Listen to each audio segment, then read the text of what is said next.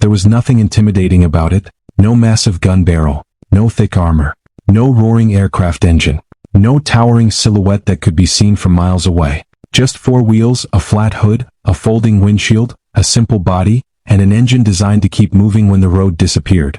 To an American soldier, it was a Jeep. To a German officer seeing one for the first time, it was something that demanded a closer look. Because World War II was not only fought with tanks and artillery, it was fought with transportation, with fuel, with spare parts, with radios, with trucks, and with the ability to move men and equipment through places where roads barely existed. The American Jeep was built for exactly that world. And when German forces captured examples of these vehicles, they did what soldiers and engineers naturally do with unfamiliar enemy equipment. They examined it, they opened it, they drove it, they tested it, and they began to understand something that was much larger than the vehicle itself. The Jeep was not simply an American car. It was evidence.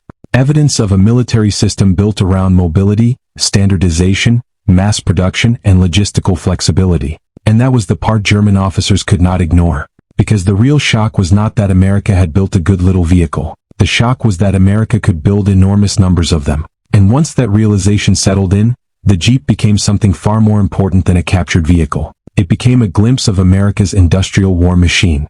Before the Jeep, mobility was a problem. In the years before America entered World War II, military planners around the world understood that armies were becoming increasingly dependent on motor vehicles. The battlefield was expanding. Armies needed to move ammunition. They needed communications equipment. They needed commanders to reach forward positions. They needed mechanics.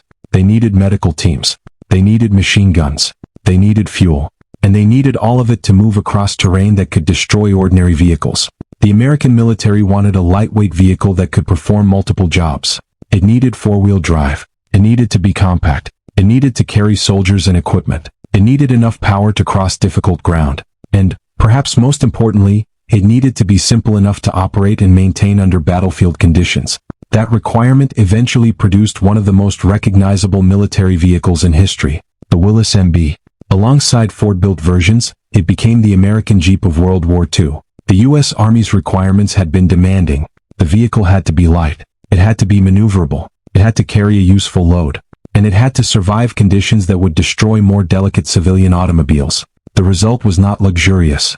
It was almost the opposite. The Jeep was brutally practical. Its body was simple. Its seats were basic. Its windshield could fold. Its doors were essentially absent. Its suspension was designed for rough ground. And its four-wheel drive system gave it an advantage when roads became mud, sand, snow, or simply disappeared. That simplicity was not an accident. It was the point. America builds a machine for the battlefield. The Jeep was born from a very American wartime idea. Don't make it beautiful. Don't make it complicated. Make it useful. The United States Army eventually received vehicles from Willys and Ford in enormous quantities. Willys produced more than 360,000 wartime Jeeps. Ford produced more than 280,000. Together, the numbers approached the scale that made the Jeep more than a vehicle. It became infrastructure. An American soldier could encounter one almost anywhere. At an airfield, on a beach, behind the front line, in a village, along a dirt road, in a muddy field, near an artillery position, or racing toward a medical station. The same basic machine could perform radically different jobs. It could carry officers. It could move ammunition. It could tow equipment. It could carry radios. It could serve as a reconnaissance vehicle. It could transport wounded soldiers. It could even be adapted for weapons and specialized battlefield roles. That versatility was one of its greatest strengths. And eventually, that versatility became visible to the enemy. The capture. Imagine the scene. Somewhere in the European theater, fighting has moved through a landscape torn apart by war. A road has become a trail. Vehicles have been abandoned. Smoke hangs low over the countryside. A U.S. vehicle has been left behind, damaged, disabled, or simply overtaken during the confusion of battle. German troops approach. They recognize American markings. But this isn't a Sherman tank. It's not an artillery piece. It's not an aircraft. It's a Jeep. The soldiers have seen photographs. They may have seen American equipment before, but now they can touch it. And that changes everything. Captured enemy equipment was valuable because it could provide information. A tank could reveal armor thickness. A gun could reveal ammunition requirements. A radio could reveal frequencies or design philosophy. And a vehicle could reveal how the enemy moved. The Jeep therefore deserved attention. German soldiers examine the body. They look beneath the hood. They study the controls. They examine the drivetrain. They inspect the suspension. They look at the tires. They consider how quickly it could be repaired. And then comes the most important test. They drive it. The test drive. A vehicle can look impressive on paper. It can look impressive sitting still. But soldiers judge vehicles differently. They ask one question. Will it work when everything goes wrong? The Jeep had been designed around that reality. Its four-wheel drive capability could be engaged when terrain became difficult. Its compact dimensions made it easier to maneuver. Its weight helped it cross terrain that would challenge heavier vehicles. Its simple construction meant that mechanics did not need a laboratory to understand it, and its design allowed one basic vehicle to replace several specialized functions. That was important, because military logistics is fundamentally a numbers game. Every additional vehicle type creates additional demands. Different parts, different training, different maintenance procedures, different tools, different fuel requirements, different repair skills. Standardization reduces that complexity. And American industry was exceptionally good at standardization. German officers were not merely examining a vehicle. They were seeing the philosophy behind it. The German Kübelwagen comparison. Germany already had its own lightweight military vehicle, the Volkswagen Type 82 Kübelwagen. It was an extremely useful vehicle in its own right. German troops used it extensively. It was lightweight, reliable, simple, and surprisingly capable. It had been engineered to work with the German military system. So the Jeep was not entering a world where Germany had no equivalent. Instead, German observers had something to compare. And the comparison made the Jeep interesting. The Jeep offered four-wheel drive. The Kübelwagen used a different approach. That distinction mattered when terrain became especially difficult, in sand, in mud, in snow, on broken roads, or when a vehicle needed to climb a steep slope. The Jeep was not magically superior to every German vehicle in every circumstance. That would be an exaggeration. But it offered a combination of characteristics that made it extremely useful. And usefulness is what soldiers remember. The real secret wasn't speed. The Jeep wasn't terrifying because it was the fastest vehicle on the battlefield. It wasn't terrifying because it carried the heaviest weapon. It didn't. And it wasn't terrifying because it could survive direct hits from enemy armor. It couldn't. Its importance was something much more subtle. It connected the battlefield. A commander could use it to move. A messenger could use it to deliver information. A medic could use it to reach wounded soldiers. A radio operator could use it to establish communications. A reconnaissance team could use it to move quietly along secondary roads. A supply unit could use it to transport ammunition. A Jeep could appear where the enemy didn't expect a vehicle to appear. And that meant American units could operate with a level of flexibility that was difficult to measure by looking at a single vehicle. The Jeep was mobility compressed into a small package. The vehicle that could become almost anything. This was one of the characteristics that made the Jeep so valuable. It wasn't locked into one role. A tank is built to be a tank. An artillery piece is built to fire artillery. A truck is built primarily to haul. But the Jeep could change jobs almost instantly. Take away the normal equipment. Add a radio. Add medical supplies. Add ammunition. Add tools. Add a machine gun mount. Attach a trailer. Use it to tow. Use it to scout. Use it to carry officers.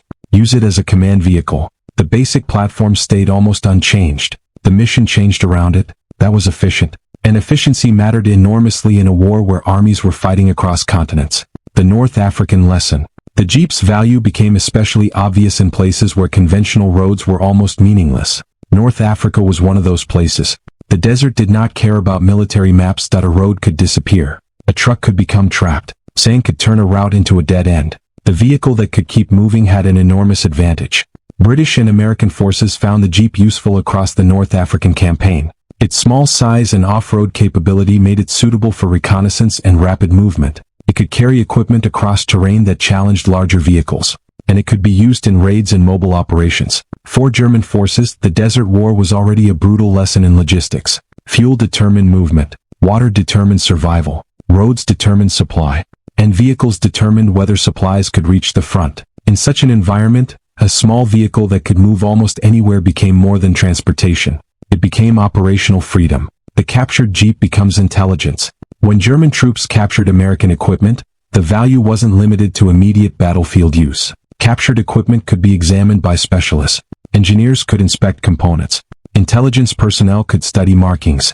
Military planners could learn how American units were organized. And the vehicle itself could be used. That last point was particularly important. The best way to understand a vehicle is to drive it.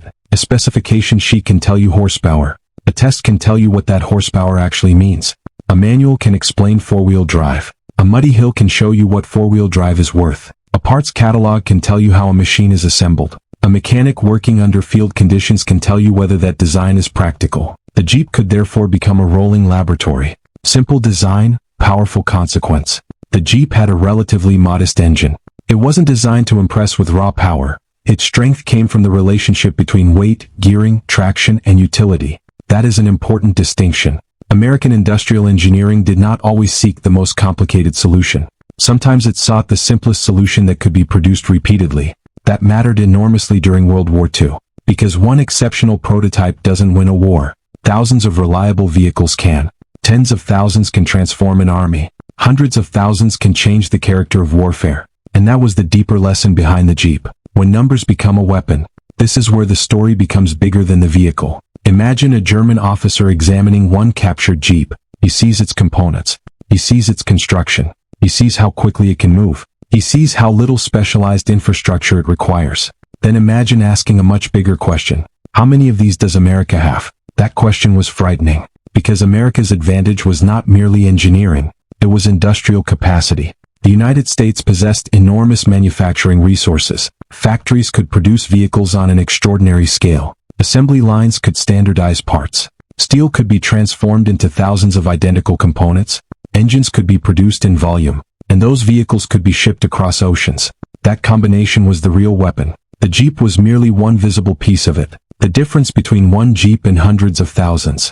One captured Jeep is useful. N captured Jeeps are better. But if the enemy has hundreds of thousands, the meaning changes completely. The German army could capture American vehicles and use them. But every captured vehicle represented a tiny fraction of the American supply. The Americans could lose vehicles and continue receiving more. That is the terrifying part of industrial warfare. A tactical loss doesn't necessarily become a strategic loss. If the production system can replace it faster than the enemy can destroy it, the war changes. The Jeep illustrated that principle perfectly. It was simple enough to manufacture in large numbers, simple enough to maintain, simple enough to distribute, and versatile enough to serve countless roles. The American logistics machine. American soldiers sometimes joked about the abundance of equipment. To an American unit, a Jeep could feel ordinary. That is precisely what made it remarkable. Ordinary equipment is the end result of extraordinary production. A soldier doesn't think about the factory worker who built the axle. He doesn't think about the steel mill that produced the raw material. He doesn't think about the ship that transported the vehicle. He doesn't think about the mechanics who prepared it. He simply climbs in and drives. But from the enemy's perspective, the vehicle represented an entire chain. Factories, railroads, ports, cargo ships, fuel, spare parts, mechanics, warehouses, and replacement vehicles. The Jeep was the frontline expression of all of that. Germany had excellent engineers. There is another important part of this story. This wasn't a war between American engineers and incompetent German engineers. Germany had outstanding engineers. German military technology produced formidable tanks, aircraft, guns, optical equipment, engines, and vehicles. The problem was not simply technical ability. War is more than technical ability. It is economics, manufacturing, resources, fuel, transportation, repair, replacement, standardization, and strategic priorities. Germany could build sophisticated equipment, but sophisticated equipment can become a liability when the supply chain cannot support it. A complicated vehicle may be impressive, but a simple vehicle that can be produced in enormous numbers can have greater strategic value. The Jeep represented that philosophy. Why a small vehicle could reveal a big problem. The German military faced a recurring challenge. The battlefield demanded mobility, but mobility demanded fuel. Fuel demanded supply. Supply demanded transportation.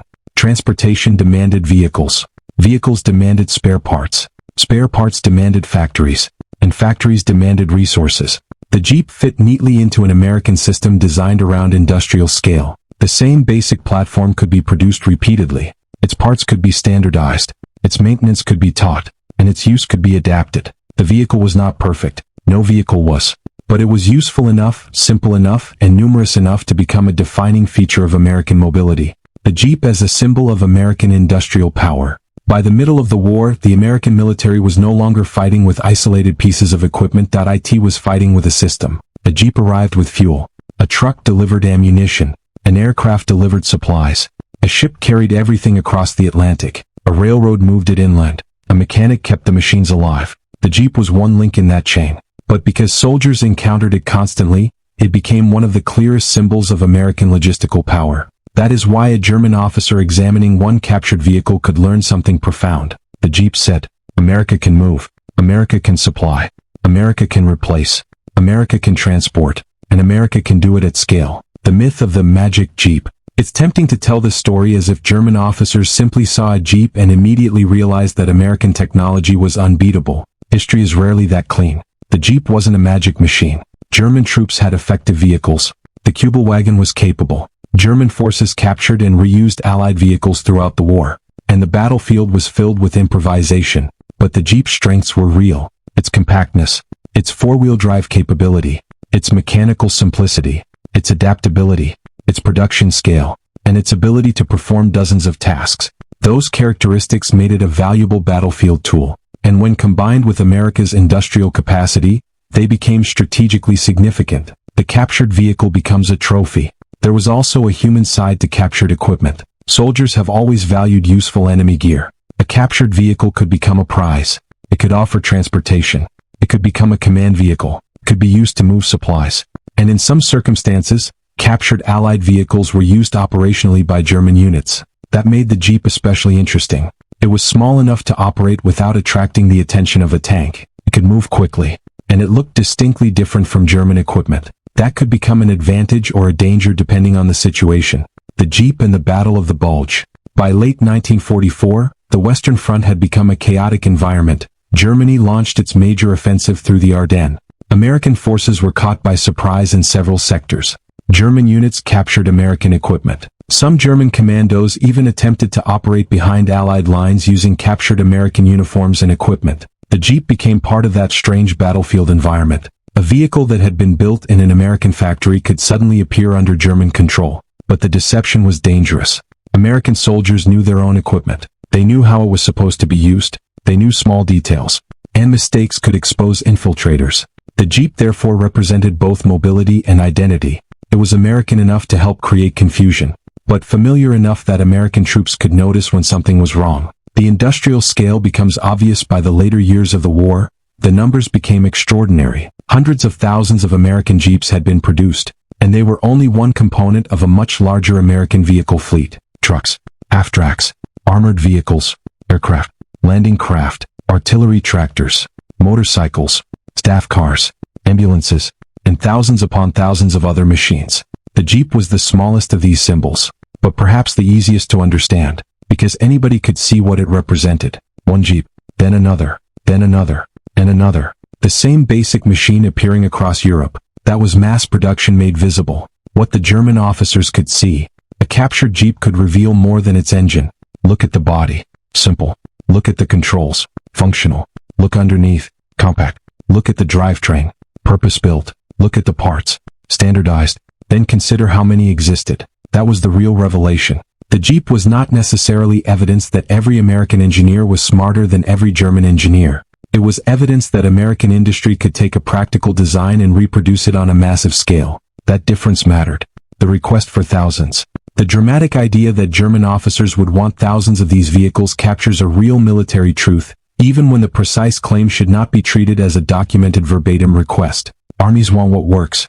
If a vehicle can move troops, carry ammunition, tow equipment, evacuate wounded men, carry radios, and cross difficult terrain, commanders want more of it. The problem is that captured equipment cannot be manufactured by the army that captures it. A German unit could take one Jeep, could take several, but it couldn't simply order thousands from Detroit. That was the irony. The vehicle was useful precisely because of the industrial system behind it, and that system belonged to the enemy.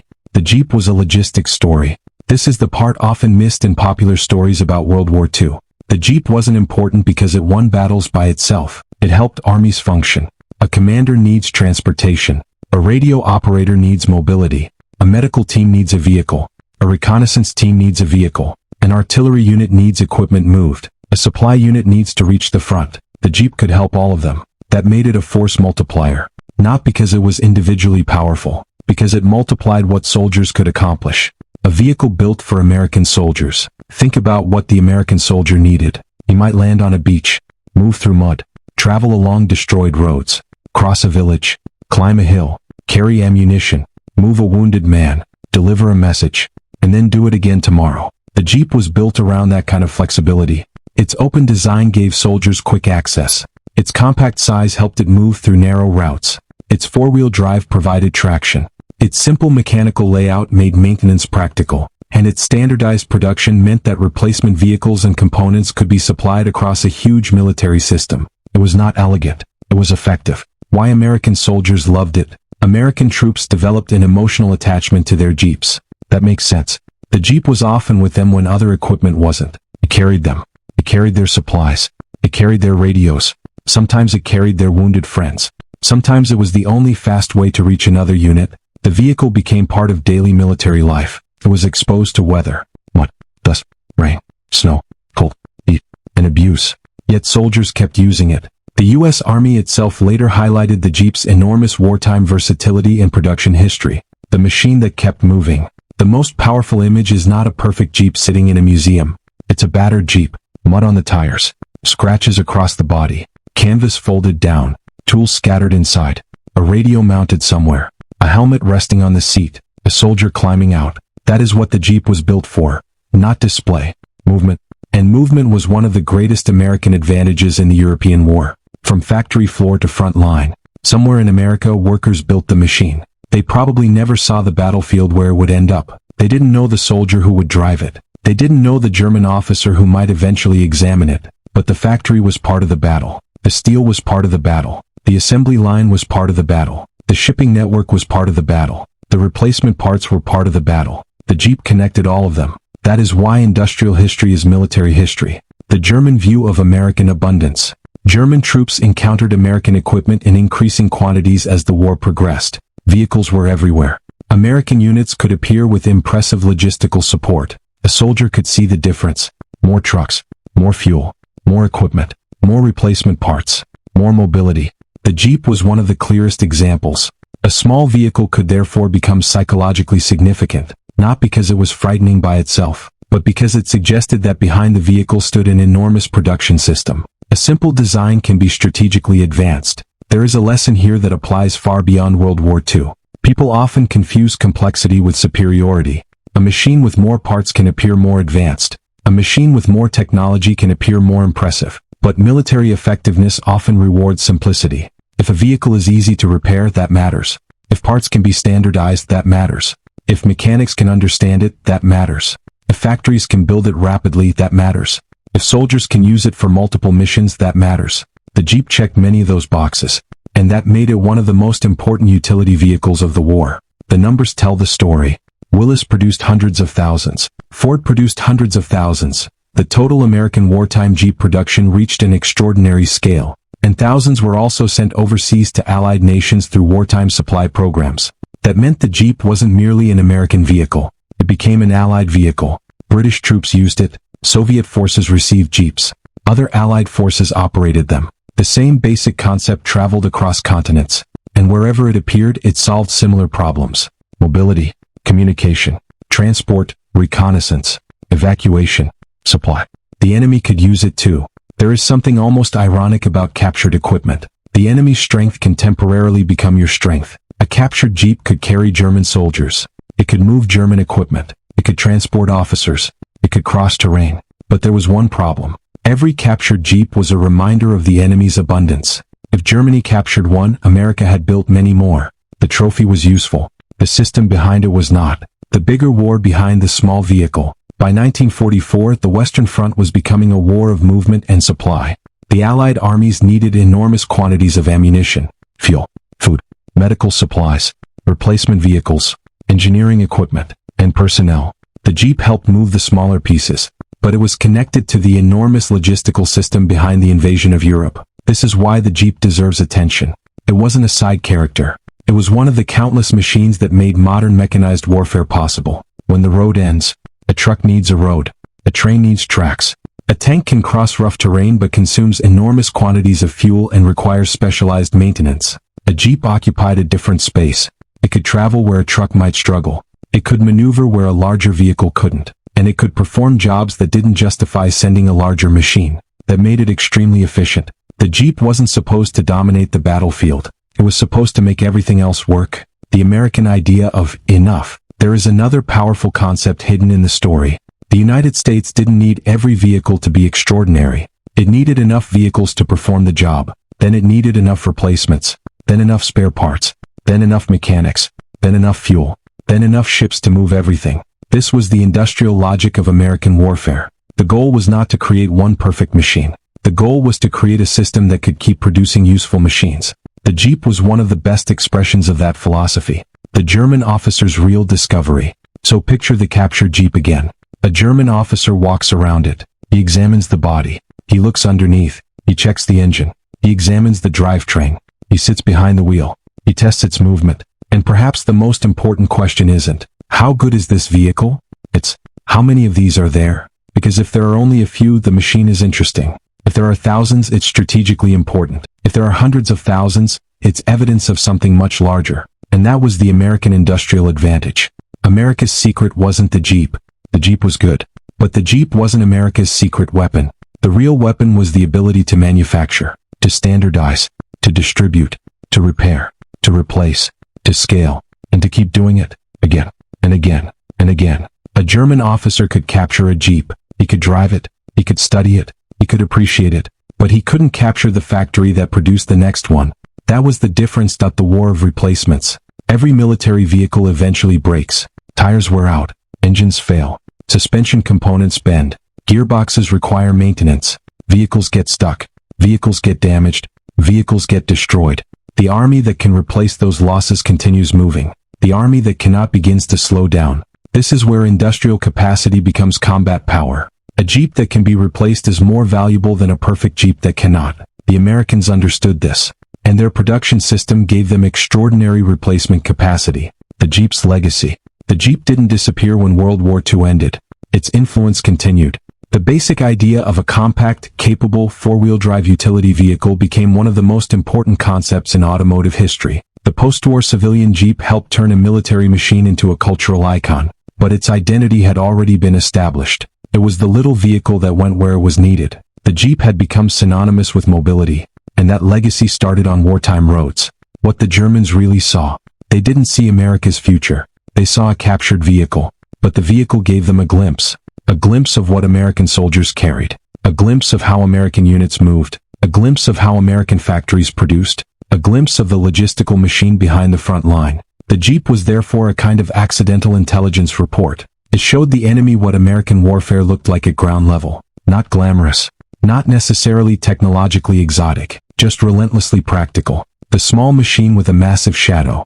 The Jeep's shadow was much larger than its physical size. It represented factories, workers, engineers, steel, rubber, fuel, ships, railroads, ports, warehouses, mechanics, drivers, commanders, and soldiers. Every Jeep on a European road represented thousands of people who had contributed to getting it there. That is why a captured Jeep could tell a German officer something that a tank might not. The tank showed what America could build. The Jeep showed what America could distribute. And distribution wins wars. The moment the machine became a message. Imagine that captured Jeep sitting in a German-controlled area. Maybe it is dusty. Maybe it is damaged. Maybe the American star is still visible. German soldiers climb around it. Someone opens the hood. Someone sits behind the wheel. Someone examines the controls.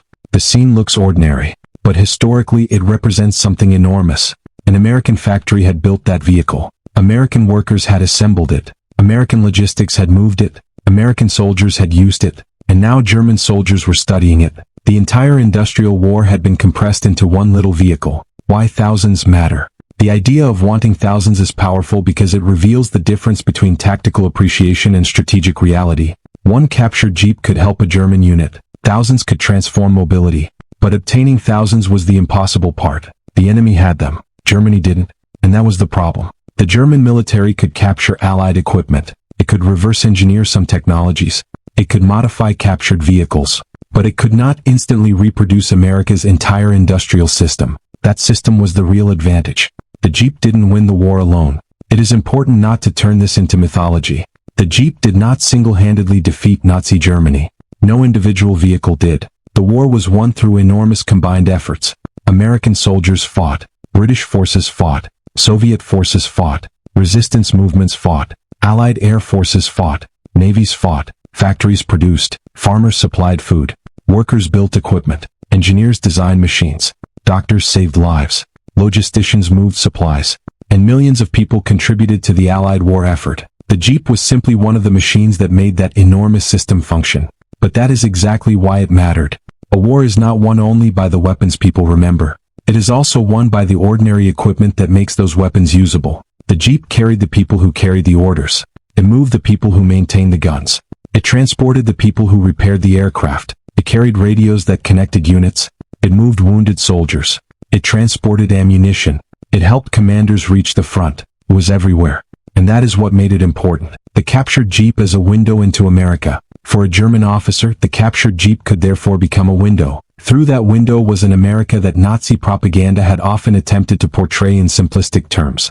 But the vehicle offered a different picture. An America capable of designing a practical military machine. An America capable of building it repeatedly. An America capable of shipping it overseas. An America capable of supplying enormous armies. An America capable of replacing losses. That was a much more serious reality than propaganda. The factory was part of the battlefield. When Americans think about World War II, they often imagine beaches, tanks, aircraft, ships, infantry.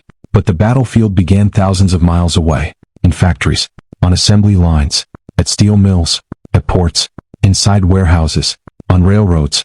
The Jeep carried the fingerprints of that entire system. Every bolt, every component, every standardized part, every replacement, all of it represented industrial organization.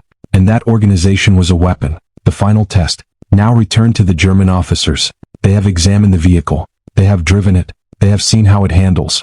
They understand its usefulness. They know what it could do for their own units. And then they look at the American markings. That's the uncomfortable part. Because this isn't merely a good vehicle. It's an enemy vehicle. And there are many more behind it. That changes the meaning of everything. The Jeep isn't just a captured prize. It's a reminder. America can build them. America can ship them. America can lose them. And America can send replacements. The little vehicle that revealed the giant. The Jeep was small. The American industrial machine behind it was enormous. That's the paradox. A tiny vehicle could reveal a gigantic national capability. A German officer could examine the engine. But the engine wasn't the most important thing. He could examine the tires. But the tires weren't the most important thing. He could study the drivetrain. But even that wasn't the most important thing. The most important thing was the scale. How many? How quickly? How often? How easily replaced? Those were the questions that mattered. What the Jeep taught. The Jeep taught a simple lesson. Military power is not always obvious. Sometimes it comes in the form of a tank. Sometimes an aircraft. Sometimes an aircraft carrier. And sometimes it comes as a small open vehicle with no armor and a modest engine. The Jeep's power was logistical. It made armies more mobile. It made commanders more flexible. It made communication easier. It made transportation easier. And because America could produce it in huge numbers, its usefulness multiplied across the battlefield. The last road. By 1945, the war in Europe was approaching its end. German forces were retreating. American armies were moving deeper into Germany. And the same kinds of vehicles that had once been examined by German troops were now moving through German territory. The Jeep was still there. Still carrying soldiers. Still carrying equipment. Still crossing roads. Still doing the ordinary jobs that had made it famous. The machine had survived because it had been designed for exactly this. Keep moving. Keep working. Keep carrying. Keep going. The Jeep after victory. When the war ended, thousands of Jeeps remained. Many would return home. Others would continue serving overseas. Some would become civilian vehicles. Some would be preserved. Some would be forgotten. But the basic idea survived. A compact four-wheel drive utility vehicle could be extraordinarily useful. The Jeep had proven that. And its influence would continue long after the final shots of World War II. The real story behind the captured Jeep. So was the Jeep the greatest vehicle ever built? No. Was every German officer stunned by every captured example? We cannot honestly claim that. Did German commanders literally submit a documented request for thousands of American Jeeps because of one specific examination? That exact story should be treated cautiously unless a primary source can establish it. But the underlying story is absolutely worth telling. German troops encountered captured American Jeeps. They examined and sometimes used Allied equipment. The Jeep was remarkably versatile. American production reached enormous numbers. And those numbers reflected an industrial capacity that became one of the defining advantages of the United States and its allies. The dramatic truth is therefore bigger than the headline. The machine that made America look bigger. A Jeep did not need to be a superweapon. It only needed to work. And then another needed to work. And another. And another. Hundreds of thousands later, the effect became overwhelming. That is how industrial warfare works. The extraordinary becomes ordinary. The rare becomes common. And the enemy begins to understand that what looked like a single machine is actually a system. The Jeep was one of those machines. One captured Jeep, one enormous realization. A German soldier could climb into a captured Jeep and feel its steering. He could hear the engine. He could test the gears. He could drive it across rough ground. For a few minutes, the vehicle belonged to him. But it was still American. The design was American. The manufacturing system was American. The supply chain was American. And somewhere across the Atlantic, American factories were building more. That was the real shock. Not the Jeep itself. The fact that the Jeep was replaceable. The most important number wasn't on the dashboard. The most important number wasn't the speedometer. It wasn't horsepower. It wasn't weight. It wasn't fuel capacity. It was production. Because production turned capability into military power. One vehicle can help a squad. Thousands can support an army. Hundreds of thousands can transform warfare. The American Jeep reached that final category. It became a standard tool of an industrial superpower. The Jeep and the American soldier. For the American soldier, the Jeep was often simply part of life. He climbed in. He started it. He drove. He loaded equipment. He picked up another soldier. He crossed a field. He delivered supplies. He moved on. The soldier might never have thought about the strategic meaning of the vehicle. He didn't have to. That was the point. The machine had become ordinary. And when something this capable becomes ordinary, that tells you something about the system that produced it. The German officer's view. From the German side, however, the perspective could be different. A captured American Jeep was a physical example of the enemy's resources. It was something that could be studied, something that could be driven, something that could be compared, and something that could potentially be used. The more useful it proved, the more questions it raised. How many were there? Where were they coming from? How quickly could the Americans replace them? How many other vehicles did the Americans have? And what did all that equipment mean for the war? The Jeep was suddenly part of a much bigger equation. The answer was across the ocean. The answer was not hidden inside the Jeep. It was across the Atlantic, in American factories, in American cities, on American assembly lines, in the hands of workers who had never heard the sound of artillery. Those workers were building the equipment that soldiers would use thousands of miles away. And that industrial connection became one of the defining realities of World War II. America could turn civilian industrial capacity into military production on a scale the Axis powers struggled to match. The Jeep was one of the clearest examples. The legacy. Today, the Jeep is more than a military vehicle. It became a symbol of World War II, a symbol of American mobility, a symbol of practical engineering, a symbol of the ordinary machine that became extraordinary through scale. Its legacy survived the war. But perhaps its most fascinating legacy is the one created on the battlefield. Because when German troops examined captured American Jeeps, they were not simply inspecting enemy transportation. They were encountering the industrial philosophy of the United States. Simple, standardized, flexible, mass-produced, and relentlessly useful. The final image. Picture the Jeep one last time. Dust covers the body. The windshield is down. The tires are worn. There are scratches along the fenders. The engine has been running all day. The vehicle has crossed roads that barely qualify as roads. It has carried soldiers, supplies, messages, weapons, and perhaps wounded men. Now imagine it abandoned. German soldiers approach. They examine it. They test it. They discover what American soldiers already knew. This little machine can go almost anywhere. But then comes the bigger realization. There are more. Many more. The captured Jeep is not the end of America's supply. It is merely one example. And somewhere far away, another one is leaving an American factory. Then another. Then another. That is the part the German officers could not capture. The factory. The workers. The supply chain. The replacement system. The industrial scale. The Jeep was only the visible piece. The last lesson. World War II was a war of enormous weapons. But it was also a war of ordinary machines. Machines that carried. Machines that repaired. Machines that transported. Machines that communicated. Machines that kept armies moving. The Jeep was one of those machines. And perhaps that is why its story remains so powerful. It wasn't designed to conquer Europe. It wasn't designed to defeat tanks. It wasn't designed to dominate the battlefield. It was designed to do something simpler. Keep soldiers moving. And sometimes, in a war decided by logistics, movement is everything. A German officer could capture a Jeep. He could inspect it. He could drive it. He could understand its engineering. He could even wish his own army had more vehicles like it. But he could not capture the industrial system that produced hundreds of thousands of them. That was America's real advantage. The Jeep was just the clue. The machine that couldn't be captured. You can capture a vehicle. You can capture a weapon. You can capture a factory. But you cannot easily capture an entire industrial ecosystem. That ecosystem was America's greatest weapon, and the Jeep made it visible. Small enough to fit between two soldiers. Strong enough to cross difficult terrain. Simple enough to repair. Flexible enough to perform countless jobs. And produced in numbers large enough to become ordinary. That combination was extraordinary. The German officers may have started by examining one captured Jeep, but the deeper story was about thousands, then hundreds of thousands, then millions of individual machines across the Allied war effort. And behind every one was the same message. America could build. America could supply. America could replace. And America could keep moving. The Jeep's final message. The Jeep never looked like a weapon of destiny.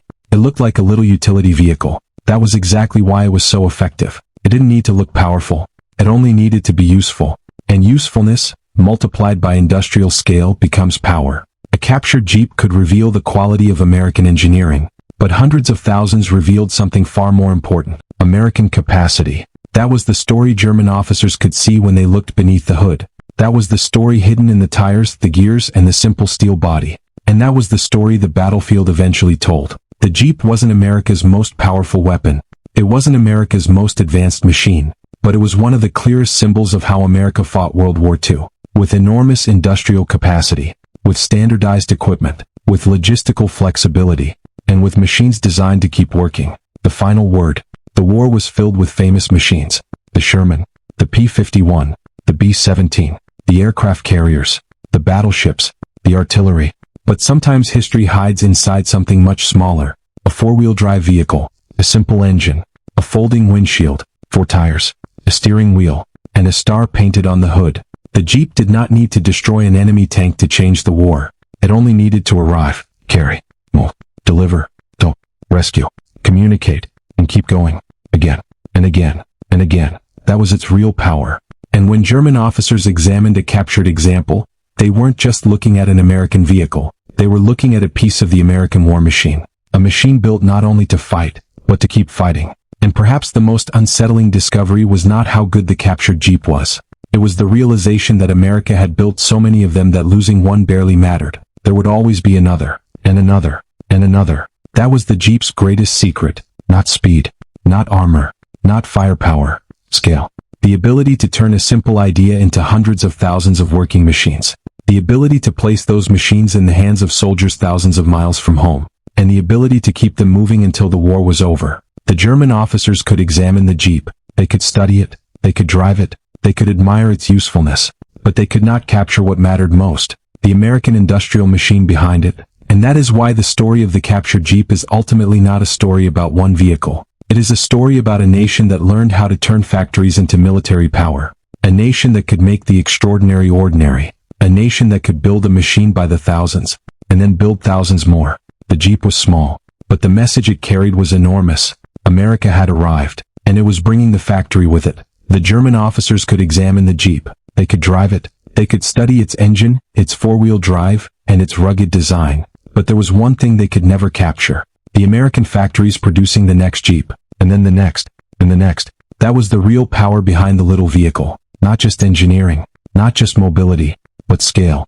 A simple machine, produced in enormous numbers, helping an army move across an entire continent. The Jeep may have looked small. But behind it stood an industrial giant. And sometimes, the smallest machines tell the biggest stories.